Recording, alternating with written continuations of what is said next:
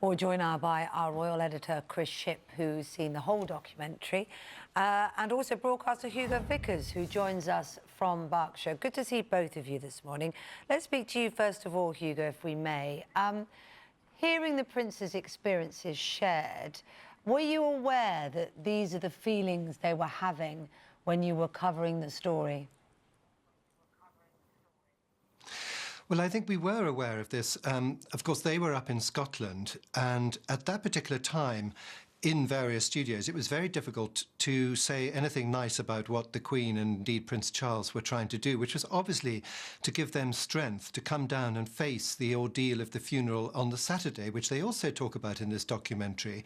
But of course, at that time, there was such hostility and everybody was in a state of sort of global shock about the accident that it was very difficult to try and make that point. Because first of all, you had the shock of her death. Secondly, you had the thing, it turned on the paparazzi chasing the car. Thirdly, it was when they realised that the chauffeur was drunk, or at any rate over the limit. And then eventually, being a long week in the media, it's where was the Queen? Jeremy, there's so much you can talk about in this. There's the cop walking behind the coffin. There's the decision to stay at Balmoral. There's their father who says, yes, he was there for us, but he was grieving too. And then there's what I thought was almost their bewilderment, their astonishment at the public display of emotion and what Prince William calls the wailing. He says it was peculiar, the wailing, and people's hands were wet when they were reaching out to touch us because they'd been wiping away their tears.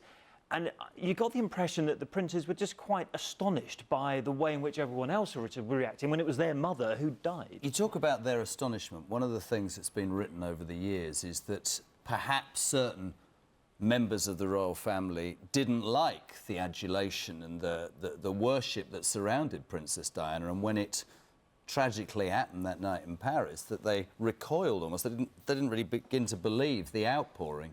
I mean, as we've mentioned in the last hour, I think William and Harry have a cynicism of the press, and that's all born from the way in which their mother was treated. Harry tells of a story in this documentary when they were driving off to a tennis lesson one day. He was in the back, he says, with his seatbelt on, being chased by the cameras, and all of a sudden his mother stopped the car, she got out and she shouted at all the photographers and got back in, and they could see that sort of steaming emotion in their mother, and you can see why they have that sort of distrust of the press. Because that would have been very unsettling, whatever she was angry about. As a young child, that's a very unsettling thing to see, isn't it? But similarly, William says in this documentary, but once you've opened the door to the press, as he, I think, was acknowledging that Diana did, and we all know she did, through the Panorama documentary, through the Andrew Morton book, you can't shut that door again. No. Once it's open, it's open for good. And I wonder where that leaves them. I mean, the people around them have made it very clear this is a one-time conversation they're going to have about that period. They're not necessarily going to speak any more about it.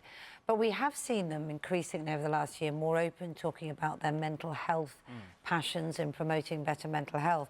I wonder if they themselves are having a debate with that balance. I think so, but I think the circumstances around the Diana anniversary are particularly unique. And when Prince William introduced the ITV documentary to us, as he did at Kensington Palace back in July, he said this is the first and the last time we're going to speak about our mother in this way. Can I just bring Hugo in once again? I know what you're going to say, Hugo. I sort of share your opinion. Tony Blair in this documentary says, and I quote, "To be honest, Diana was the first real person in the royal family." Your thoughts? Yeah, well, I'm not a great fan of Tony Blair and wasn't at all a great fan of his People's Princess speech, which actually, I think, sort of led the media sort of reaction during that whole week. And he says, I think, in this documentary, one or two things that the Queen said to him, which he has no right to do. But of course, well, what about the example of the King and Queen during the war? And what about the amazing conciliatory work that the Queen has done all through her reign? I think it's a rather silly remark, quite frankly.